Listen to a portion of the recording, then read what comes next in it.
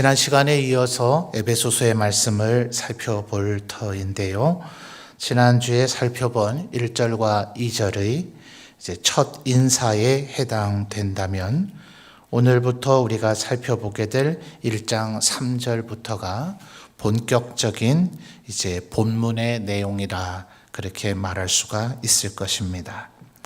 큰 단락으로서는 오늘 우리는 6절까지의 말씀만 살펴보겠습니다만 3절에서부터 14절까지가 하나의 큰 단락을 이루고 있는데 이것은 삼위일체 하나님께서 우리 인간의 구원을 이루시기 위하여 어떠한 일들을 행하셨는가를 바울 사도가 일목요연하게 정리를 하고 있습니다. 3절에서부터 6절까지는 성부 하나님께서 행하신 일, 그리고 다음 시간에 이어서 살펴볼 7절에서 12절까지는 성자 예수 그리스도께서 우리의 구원을 위해서 행하신 일, 그리고 13절에서 14절까지는 성령 하나님께서 또한 우리의 구원을 이루시기 위하여 행하신 일을 바울 사도는 정리하고 있습니다. 오늘 우리가 중점적으로 살펴볼 3절에서 6절까지의 성부 하나님께서 우리를 위해서 행하신 일은 결국 4절 중반절에 나타나는 택하셨다는 단어, 그리고 5절 상반절에 오늘 설교의 제목이기도 한 예정이라고 하는 것이 성부 하나님께서 우리를 구원하시기 위해서 행하신 일 중에서는 바울 사도가 이것이 가장 크고 놀랍고 또한 중요한 것이라고 이야기하고 있는 것입니다. 우리들이 다시 한번 기억을 상기해야 될 것은 바울 서신이 신약 성경에서 약 13권 정도라고 우리가 보통 평가를 하지 않습니까? 그 중에서도 이 에베소서는 몇 권의 옥중 서신과 목회 서신과 함께 바울 사도의 후기 저술입니다. 그의 나이가 많아졌고 수십 년의 사역을 감당한 후에 또 현장에서 그리고 그 사역을 감당하면서도 바울 사도는 구약 성경과 또 다른 동료 사도들이 저술한 신약 성경들을 바울 사도도 읽지 않았겠습니까? 베드로 사도가 말하기를 우리 형제 바울의 글에도 말하기를 라고 말하는 것을 통해 베드로도 바울의 서신을 읽었다는 것이 확인된다면 바울 사도 또한 그랬겠죠. 그래서 그 오랜 사역들을 통해서 바울의 결론은 성부 하나님께서 우리를 구원하시기 위해서 행하신 일 중에 가장 중요한 것은 예정이다 하는 것입니다. 바울 사도가 그렇다면 이 예정을 어디서 알게 되었을까? 자, 5절에서 예정이라고 하는 것은 미리 정했다 하는 것이죠. 그런데 그 미리 정하신 것의 핵심은 4절 상반절에 택하사, 택하심이다 하는 거예요. 그러니까 지금 사실은 3절부터 6절까지가 하나의 문장으로 계속 이어지고 있습니다. 중간에 끊쳐지지가 않죠. 계속해서 이어지고 있어서 결국 하나님께서 우리 가운데 일부를 택하시기로 예정하셨다. 자, 바울 사도는 이걸 어떻게 알게 됐을까요? 그가 다메섹 도상에서 예수님을 만나 3일 동안 못 보게 되면서 기도했다. 그 후에 아라비아 광야로 가서 3년 동안 주님과 함께 영적인 교제 시간을 나눴다. 그리고 예루살렘에 갔지만 사도들이 그를 두려워하고 교제하기를 꺼려하는 거로 길리기아 다소로 돌아가서 10년 넘는 세월을 보냈다. 그러니 이 기간 동안이 그에게 결코 허사로 지낸 기간은 아니었겠죠. 특별히 다메섹에서의 3일 그리고 아라비아 광야에서의 3년 동안 그는 아마도 고린도후서 12장에서 말하기를 내가 3층 천에 올라갔던 사람을 안다. 바로 자기 자신을 이야기하는 것이라고 신학자들의 이견이 없습니다. 이 3층 천에 올라간 사람은 바울 자신을 얘기하는 것이다. 물론 그 때가 정확히 언제인지를 말해주고 있지는 않지만 바울 사도는 아주 많은 계시와 환상을 받은 것이라고 성경은 말해줍니다. 특별히 우리가 성찬을 하게 될 때에 고린도서에 기록된 바울의 표현을 읽죠. 주께서 떡을 떼시고 잔을 나누신 후에 내가 다시 올 때까지 이것을 향하여 기념하라 이렇게 얘기를 했단 말이죠. 그런데 복음서에서 정작 예수님의 성찬의 내용을 기록하고 있는 마태, 마가, 누가는 그냥 주님께서 어떻게 하셨다라는 주님의 행위에 초점을 맞춰서 기록할 뿐 이 성찬의 의미가 무언가는 정작 바울 사도가 얘기하고 있는데 바울 사도는 예수님께서 12사도에게 최초로 행하셨던 성찬의 자리에는 없었단 말이죠. 그때는 예수님을 아예 아는 사람도 아니었어요. 그런데 그가 주께서 12사도와 함께 나누셨던 성찬의 의미와 가치를 어떻게 알게 됐을까? 그래서 바울은 많은 계시를 주님으로부터 받았다. 이렇게 신학자들이 결론을 내리는 겁니다. 자, 그렇다면 오늘 지금 이 4절의 택하사 그리고 5절의 예정도 결국 바울 사도는 하나님으로부터 계시를 받아서만 깨달아 알게 된 것일까 하는 겁니다. 신학자들은 그렇게 보진 않습니다. 로마서를 보면 바울 사도가 오직 믿음으로 말미암아 구원을 받는다는 것을 무엇을 통해 논증합니까? 아브라함의 사건을 통해서 논증하죠. 그냥 내 생각에는 하나님을 믿으면 구원받는다 이렇게 바울은 얘기하지 않았어요. 아브라함이 하나님을 믿음에 하나님께서 그를 의로 여기셨다고 창세기에 기록되어 있지 않느냐 하는 거예요. 바로 그 창세기의 기록 속에서 바울 사도는 예정, 선택에 대한 교리를 추출해냅니다. 여러분, 갈대아 우르에서 하나님의 부르심을 따라 출발한 사람이 누구죠? 누굽니까? 아브라함이라고 하면 사실은 완전한 대답은 아닙니다. 우리는 흔히 대표적인 사람이 아브라함이고 마침내 가나안 땅에 들어온 사람이 아브라함이기 때문에 그냥 아브라함만 얘기하지만 아브라함만 온 것은 아니었죠. 하란까지 갈대아 우르에서부터 가나안까지의 여정에 약 3분의 2 지점인 하란까지 아브라함의 일족들이 함께 왔어요. 그죠? 나중에 라반 그리고 리브가 이를 대표되어지는 사람들은 하란까지 왔고 심지어 가나안 땅에 누구도 따라왔습니까? 조카 롯도 따라왔죠. 그러니 믿음으로 따라온 사람은 아브라함이다. 우리가 이렇게 말해야 되겠지만 갈대아 우르에서 출발한 사람들은 아브라함만은 아니었다는 거예요. 심지어 가나안 땅에 들어온 사람도 아브라함만은 아니었다는 겁니다. 그러나 하나님은 누구를 택하셨어요? 오직 아브라함만 택하셨더라 하는 거죠. 아브라함의 아들도 마찬가지 아닙니까? 아브라함의 아들은 누굽니까? 지금 방금 전에도 말씀드렸잖아요. 이삭만이라고만 대답하면 맞는 대답은 아닙니다. 이삭만 있었던 건 아니잖아요. 이스마엘도 있었고 그두라에게서 태어난 6명의 자녀도 있었습니다. 그럼 우리는 언제나 아브라함의 자식은 누구라고 얘기합니까? 이삭이라고 얘기하는 것은 나머지 아들들은 선택을 받지 못했고 오직 이삭만 선택을 받았기 때문에 그렇습니다. 그러나 바울 사도가 이 예정, 하나님께서 특별히 4절 말씀을 다시 한번 보십시오. 곧이라고 하는 그 단어 뒤에 충격적인 단어가 나타나죠. 언제입니까? 창세 전에.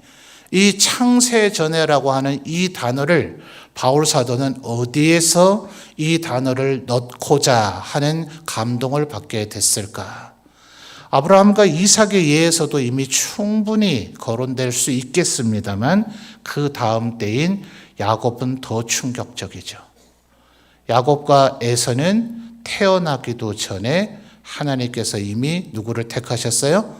야곱을 택하셨다고 창세기가 기록하고 있는 거죠. 그러니 언제나 이렇습니다. 지금 바울 사도가 신약 성경의 절반 이상을 썼잖아요. 그리고 제가 꽤 많은 시간을 할애하면서 바울 사도는 많은 환상과 계시를 받았다 그랬습니다.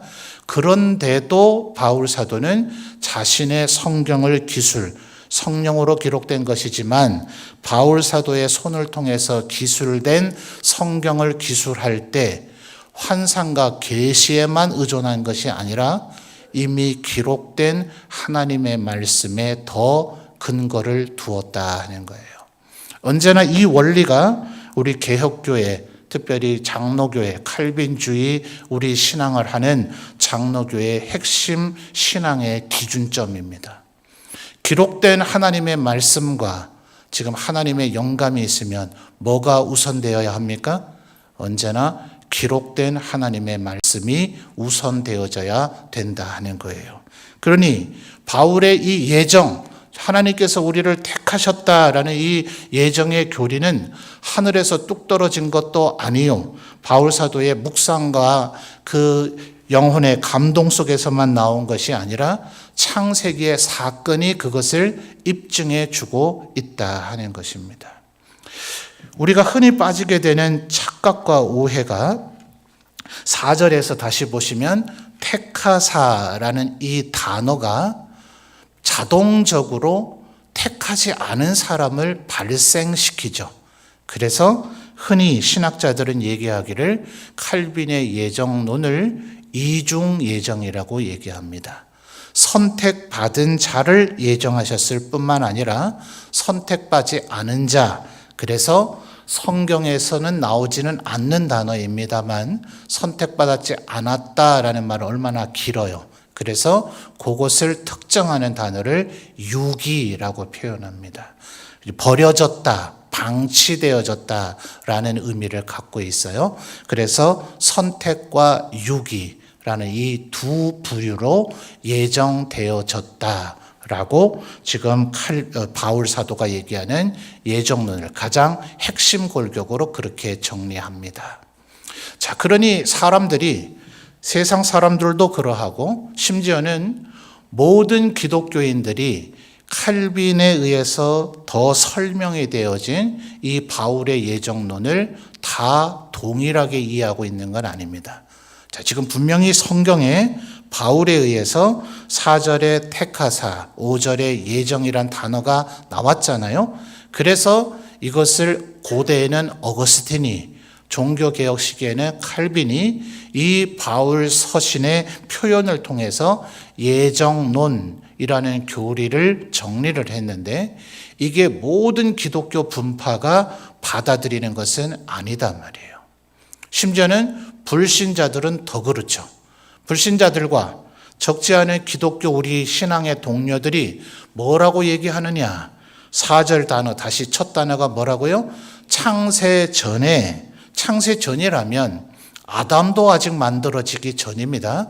우리는 더더욱 그러합니다. 성경에서 문학적으로 표현하기를 우리 후손들은 아담의 허리에 있었다 이렇게 얘기합니다.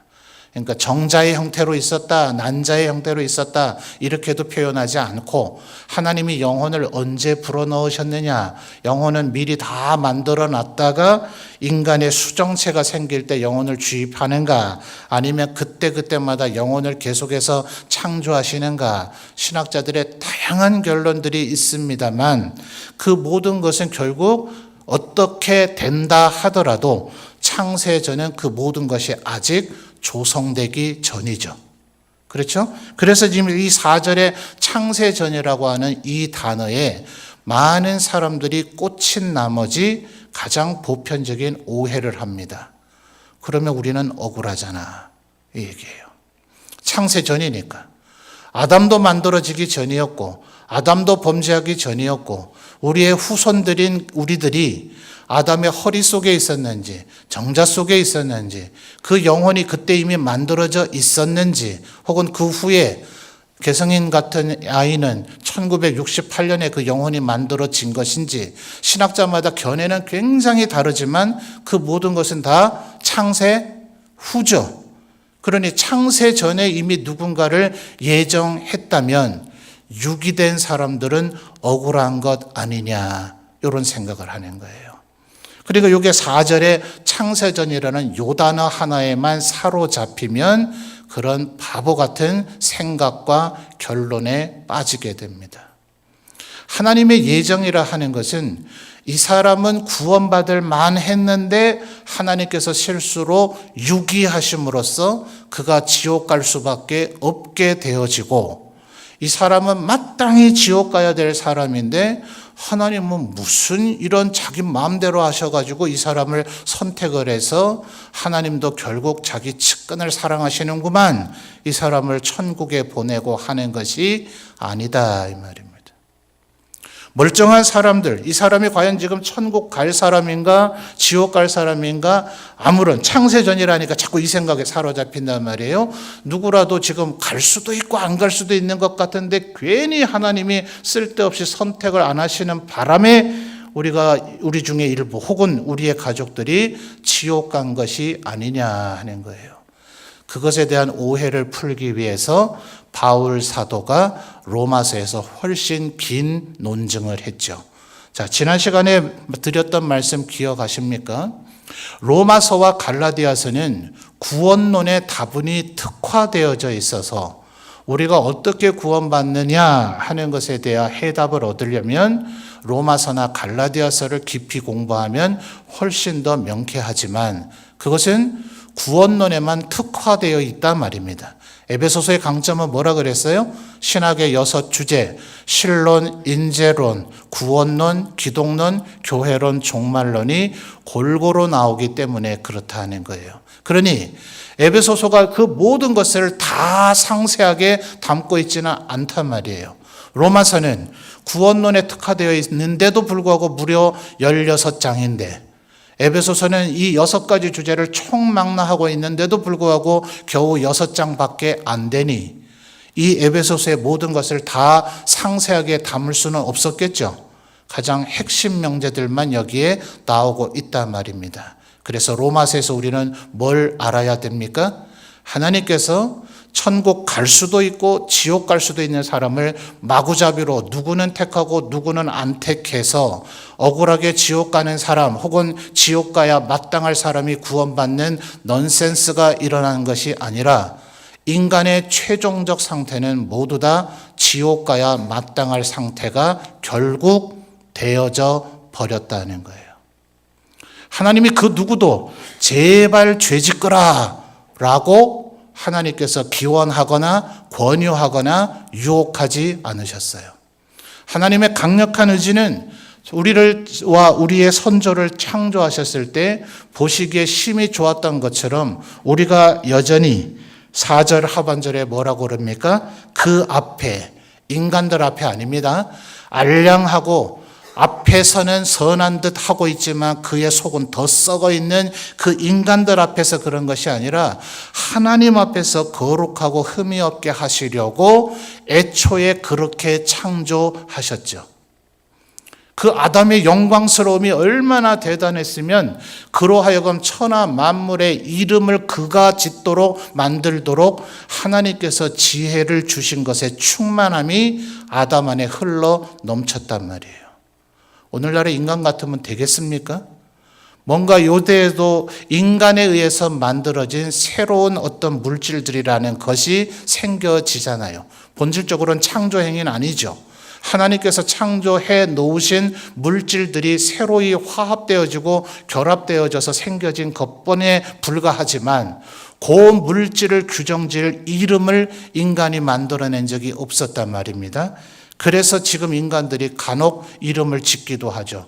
물질의 이름을 짓기도 하고 천문학 관찰을 하다가 새로이 발견된 별의 이름을 짓기도 하지만 또 새롭게 도시가 만들어지면 도시의 이름을 짓기도 하고 새로운 먹을거리를 창조해냈다 싶어서 새로운 먹을거리의 이름도 만들어내긴 하지만 그 모든 것들은 얼마나 어처구니가 없습니까? 근데 아담에 의해서 최초로 규정되었던 천하 만물의 이름들은 참으로 놀랍다고 지난 2000년에 신학자들이 이야기했다 말이에요. 그러니까 하나님께서 창조하셨을 때의 원래 모습은 4절 하반절에 거룩하고 흠이 없는 그 존재였습니다. 그런데 지금은 그렇습니까? 모든 인간이 다 타락해버렸죠. 아까 예를 들었던 선택받은 사람들을 볼까요? 아브라함 의롭습니까? 어때요, 여러분? 하나님이 그가 하나님을 믿었으니 그를 의로 여겼다고 하지만 한 발짝 물러나서 아브라함의 삶의 행동을 보면 과연 그가 의롭냐 하는 겁니다. 86세 때에 사라의 유혹이긴 하지만 사라에게 핑계대면 안 되죠. 아담부터 그 짓을 했잖아요. 하나님 앞에 뭐라 그랬습니까? 당신이 만들어서 내게 보내주신 여자 저 하와가 내게 먹으라 하기에 먹었나이다. 인간의 핑계는 가장 극악한 죄 중에 하나이다. 마찬가지 아니에요? 아브라함도 사라가 나에게 하가를 취하라고 했습니다. 그건 하나님 앞에 댈 수 있는 핑계가 아닙니다. 그것에 대해서 하나님께서 노여워하셨다는 증거가 86세에 하가를 취해서 이스마엘을 낳자 바로 창세기의 기록은 아브라함의 99세 때에 무려 13년의 세월이 건너뜁니다. 하나님의 침묵이 가장 무서운 진노이죠. 어떤 이들은 이렇게 얘기합니다. 지옥이란 어떤 곳일까? 그것은 정말 어둠침침한 곳일까? 정말 무지한 계속돼서 고통이 있는 곳일까? 정말 뜨거워 꺼지지 않는 불로 인해서 늘 화염에 시달려야 되는 것일까? 그런 특징들을 규정하는 것은 아무런 의미가 없다. 지옥이란 하나님의 부재가 가장 끔찍한 지옥이다. 우리가 이 세상의 삶을 마감해서 지옥에 처해지지 않는다 하더라도 하나님과의 교제가 단절되어져서 하나님께 불순종하거나 우리 스스로 하나님의 곁을 떠난 듯이 마치 탕자처럼 말이죠. 그래서 하나님의 그늘 아래 있지 않은 것처럼 여겨질 때 바로 그것이 지옥이다 하는 거예요. 13년의 하나님의 임재의 부재, 아브라함이 죄인에 불과했음을 명확하게 드러내 줍니다. 이삭은 어떠합니까? 그는 온전한 사람입니까?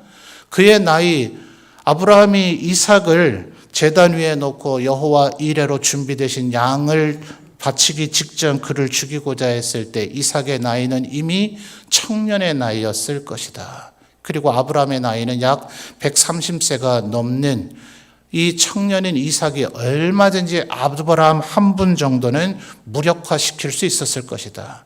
그런데 이삭은 정말 마치 예수님이 이사야 53장에서 도살장에 끌려온 양처럼 아무 말도 하지 않으셨다는 마치 예수님의 모델 그림자라도 되는 듯이 이삭은 죽기까지 순종함으로 순종의 본이라고 우리가 칭찬하기는 합니다. 그런데 이삭의 아내 리브가의 그 뱃속에 에서와 야곱이 있을 때 그들이 다툼으로 너무나 근심이 되어서 부모가 물을 때 하나님께서 분명히 말씀하셨죠. 네 안에 두 아이가 있고 두 아이는 두 민족으로 나누어지게 될 것이고 큰 자는 작은 자를 섬기게 될 것이다. 그렇다면 이삭도 그것을 분명히 들었다면 누구에게 축복해야 합니까? 야곱에게 당연히 축복해야 되죠. 그러나 그는 먹을 것에 취한 나머지 내가 좋아하는 것을 사냥해 요리해 가져오라. 내가 그것을 먹고 너를 마음껏 축복하리라. 이 얼마나 어리석은 행동입니까? 눈이 총기가 이미 어두워져서 에서를 축복하려고 했다. 하나님의 말씀에 대한 명백한 불순종이죠.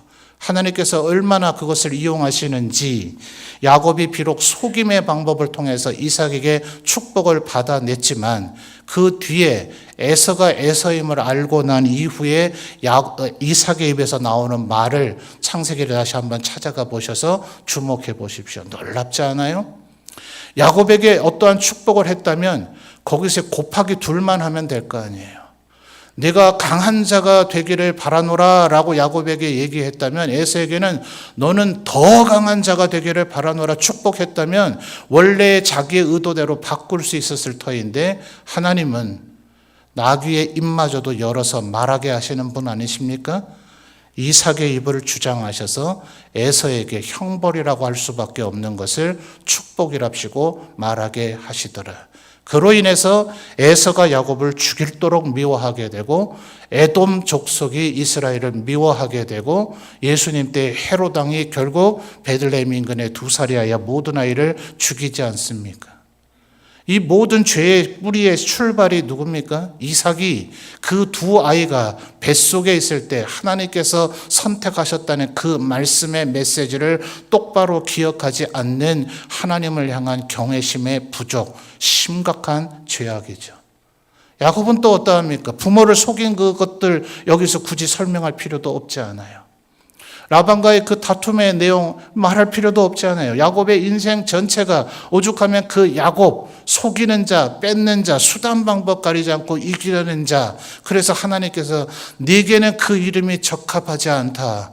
일부러 저어주시고는 이스라엘이라는 영광스러운 이름을 주셔야 할 정도로 야곱은 언제나 악한 싸우는 자가 되어 살았었더라 하는 거죠. 그들이 선합니까? 아니요.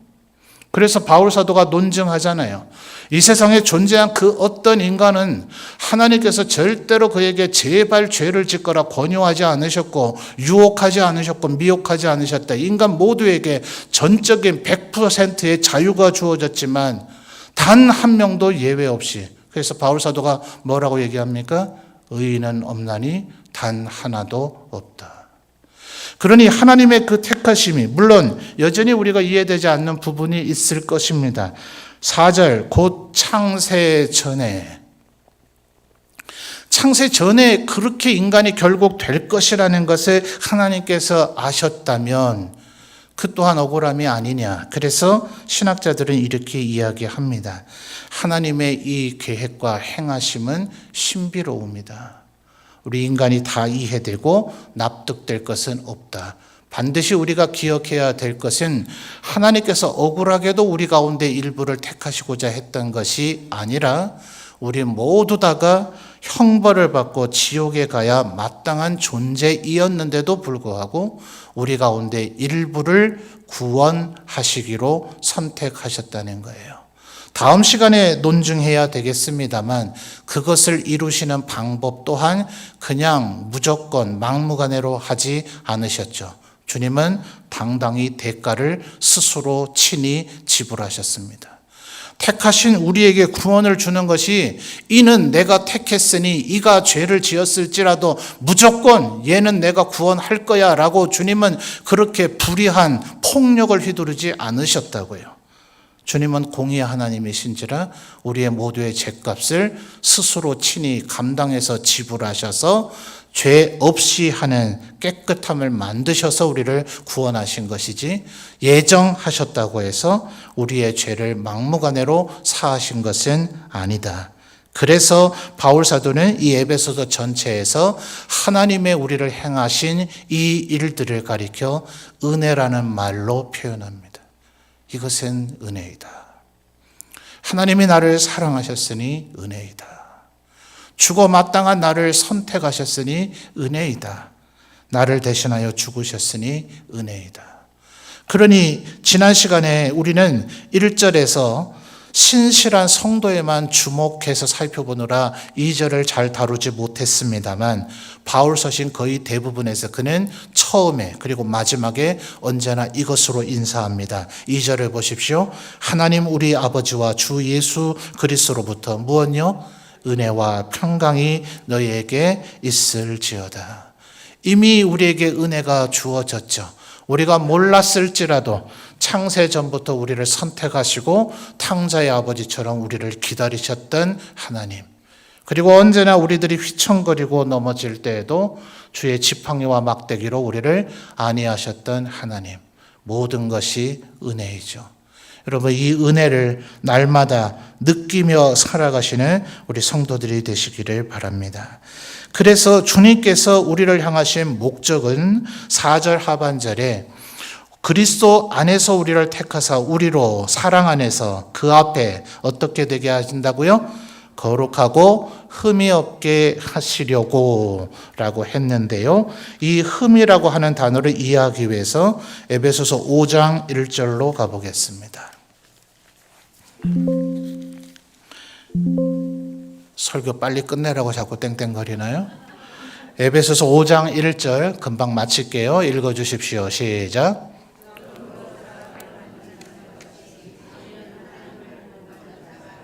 아멘. 그러므로 사랑을 이미 제가 여러 차례 설명드린 적이 있었던 기억이 납니다. 사랑을 받은 자녀입니까? 사랑을 받은 여인이면 불행할 수 있죠. 사랑을 받는 여인이어야 신혼 때만 사랑받은 게 아니라 지금도 사랑받는 거 아닙니까? 지금 바울 사도가 뭐라고 얘기하죠? 사랑을 받은 자녀 혹은 받았었던 자녀가 아니라 사랑을 받는, 지금도 여전히 나를 사랑하고 계시는 자녀같이 너희는 하나님을 뭐예요? 본받는 자. 요 본받는 자라는 이 단어에서 영어의 imitation이라는 단어가 나왔다 그랬습니다. 다이아몬드, 천연 다이아몬드는 너무나 비싸니 인간이 만들어낸 합성, 인조 다이아몬드, 큐빅이라 그럽니까? 그걸 대신해서 쓴다. 자, 보증서와 증명서가 없으면 천연 다이아몬드인지 인조 다이아몬드인지 구별할 수 있습니까? 우리 일반인은 모릅니다. 또 거기에 세공 과정에서 혹은 유통 과정에서 판매 과정에서 작은 흠이 생겼다 하면 우리 인간이 그걸 알겠습니까? 일반인이? 정밀 세공을 담당하는 그 분들이 돋보기 같은 것으로 자세히 들여다봐야 흠이 있나 없나를 알 수 있겠죠. 자, 1장 4절로 돌아오실까요? 그 앞에 거룩하고 흠이 없게 하시려고는 바로 이 수준을 얘기하는 것이다. 다이아몬드에 흠이 있냐 없나의 정도라면 그게 얼마나 작은 것에 해당하겠습니까?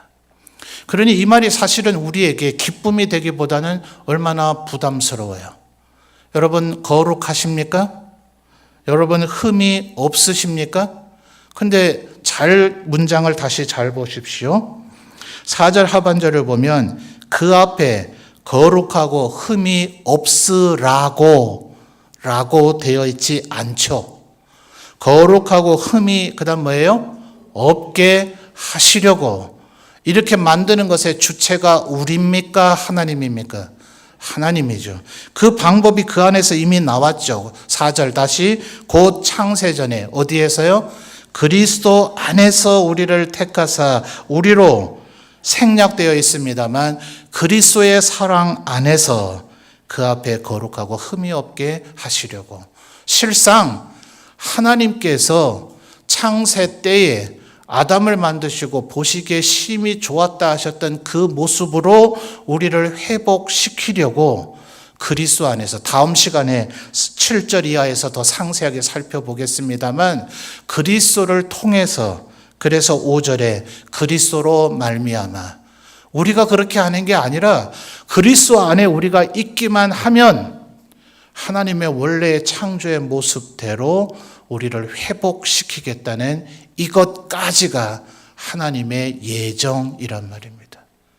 그냥 우리를 선택하겠다, 천하 만민 중에서 내가 너는 구원하겠다고 선택하겠다 정도가 아니라 우리를 그리스도의 그 영광스러운 모습으로 변하게 하실 것이라고. 물론 그것은 주님이 재림하시는 그날, 그리고 우리가 천국 간 그날 이루어지게 되죠. 그래서 데살로니가 전서 4장 13절 제가 장례 났을 때 꼭 설교하는 그 내용이 뭡니까? 그리스도께서 오시기 전까지 우리 살아있는 자는 죽은 자보다 결코 앞서지 못하리라. 그들이 이 세상을 살아가는 동안 우리끼리 도토리 키재기 할 때는 우리보다 덜 거룩하고 덜 경건하게 사는 것 같아 보였다 할지라도 그들이 이 세상의 삶을 마감하면 하나님의 영광으로 말미암아 그들이 호련히 영광스러운 존재로 변화되어져서 영화롭게 되어졌으니 여전히 쓰러지고 휘청거리고 범죄하는 우리와는 비교할 수 없이 그들이 앞선 자가 된단 말입니다. 그날이 됐을 때, 예수님이 재림했을 때, 그리고 우리가 예수님의 영광스러운 몸처럼 홀연히 변화됐을 때 4절의 이 하나님의 예정의 의지가 비로소 완결되어지게 될 것입니다. 그러니 우리는 이걸 지금 꿈을 꿔야죠. 하나님께서 우리를 이토록 사랑하셨구나. 창세 때 아담을 만드셨을 때 이렇게 만드셨구나. 그냥 미사역으로 하나님의 모양과 형상대로 우리를 창조하셨다는 것이 아니라 정말 우리만 봐도 그래 눈에 보이지 않는 하나님이 보이는 인간을 보니 하나님은 이런 분이겠구나 라는 하나님의 영광이 확연하게 느껴질 정도로 우리 인간을 그렇게 영광스러운 존재로 만드셨단 말이에요. 근데 죄악이 우리를 지금과 같이 이렇게 비참한 존재로 만들었습니다. 죄에 대해서 이렇게 묵상하면 묵상할수록 하나님이 우리를 얼마나 사랑하셨는지, 우리를 어떻게 영광스럽게 만드셨는지를 생각하면 생각할수록 이 죄악의 해악과 비참함이 얼마나 큰지를 인간은 뼈저리게 느끼게 될 것이다. 그래서 하나님을 묵상함이 죄의 더러움과 처참함과 비참함을 더 깨닫게 만든다 라고 어떤 신학자는 이야기한 거예요.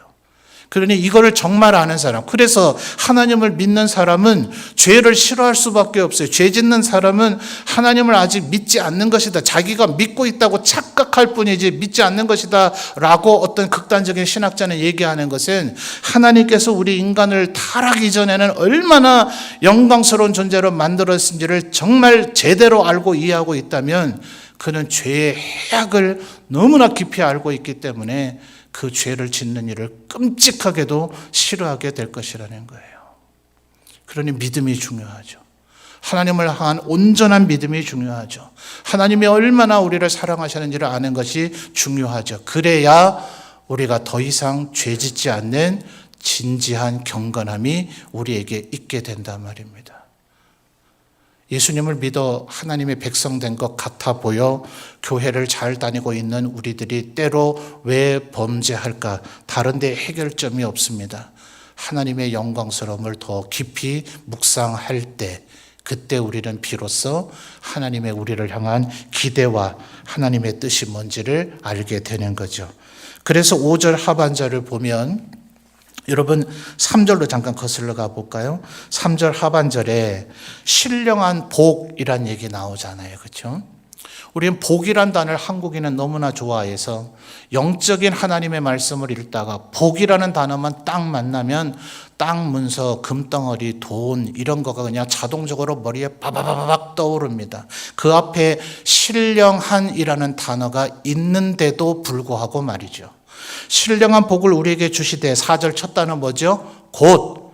신령한 복이 뭔지를 제발 고민하지 마십시오. 4절 이하에 설명해 주고 있잖아요. 하나님께서 우리에게 주시려고 하는 신령한 복은 뭐냐? 곧. 그것은 5절 하반절에 우리로 하여금 하나님의 아들들이 되게 하시는 것이다. 우리에게 주실 신령한 복의 실체는 하나님의 자녀가 되게 하시는 겁니다. 이게 뭐라고 혹시 이런 생각이 드십니까? 14절에서 성령님의 역사가 이것을 우리로 선명하게 깨닫게 하는데 하나님의 집의 후계자가 되는 거죠. 여러분 누구 집의 후계자가 되면 만족하시겠습니까? 삼성이나 현대그룹의 후계자가 되면 기쁘시겠습니까? 미국의 테슬라 기업인가요? 거기에 후계자가 되면 만족하시겠습니까? 트럼프 대통령도 원래 기업가시라면서요. 그 집안의 후계자가 되면 만족하시겠습니까? 제가 지금 거론한 그 모든 사람들의 재력을 다 합쳐도 하나님 집의 쓰레기만큼도 못 될 것입니다. 그 하나님의 집에 우리를 아들들이 되게 하셨다. 어떤 셈이 빠른 분은 여기서 기분 나쁘실지 몰라요. 나만 아들 삼으실 것이지 예수님도 있어서 나만 삼아도 벌써 2명인데 이 수많은 사람을 다 아들들로 삼으면 도대체 상속 분배를 어떻게 하란 말이냐. 이 인간의 유한한 생각이 이런 쓸데없는 망상을 하게 합니다. 그래서 이걸 가리켜서 제로섬 게임이 아니라 넌 제로섬 게임이라는 말을 해요. 시간이 가서 더 이상 설명은 못하겠습니다. 하나님의 무한한 그 영광 그리고 그 하나님의 집의 그 풍요로움은 우리 모두를 넘치도록 넘치도록 부어주실 수 있는 줄 믿습니다. 그러니 여러분의 마음속에 여전히 내게 요것이 있었으면 좋겠다 싶은 그 복이, 그 신령한 복 속에 하나님의 아들들이 되는 것 속에 다 들어있다 하는 거예요. 그러니 이것을 깨닫고 알게 된 사람은 6절 하반절에 뭘 하겠습니까? 그의 은혜의 영광을 찬송할 수밖에 없겠죠. 은혜. 하나님이 나를 이토록 사랑하셨구나. 창세전에 나를 이토록 예정하셨구나. 여전히 다른 사람보다 때로는 더 죄악을 저지르고 있는데도 불구하고 나를 구원하시겠다는 하나님의 예정과 택하심에 조금도 후회하심이나 변동이 없으시구나. 노아 때에 이 세상을 심판하시기 위해서 하나님은 절대로 후회하시는 분이 아니시지만 인간의 이해를 돕고자 사람처럼 하나님을 묘사하곤 한다라는 성경의 기술을 신학자들이 이렇게 표현하는데, 노아 때 하나님 뭐라 그러셨어요? 사람을 지은 것을 한탄하셨다. 우리는 노아 때의 사람들보다 선합니까? 하나님께서 어쩌면 내가 예정을 했다라고 한탄하실 만한데도 나는 여전히 너를 사랑한다고 말씀하시니 이것은 은혜이죠. 그러니 우리로 하여금 이 은혜를 알게 되면 이 은혜의 영광을 찬송할 수밖에 없을 것입니다. 하나님이 나를 예정하셨다. 창세전에 나를 예정하셨다. 죄인인데도 나를 예정하셨다. 지금도 하나님의 은혜와 사랑을 때로 모르는 듯 사는데도 나를 여전히 예정하시고 사랑하고 계시다. 이 사실을 늘 힘입어 살아가시는 우리 모든 성도들이 되시기를 바랍니다.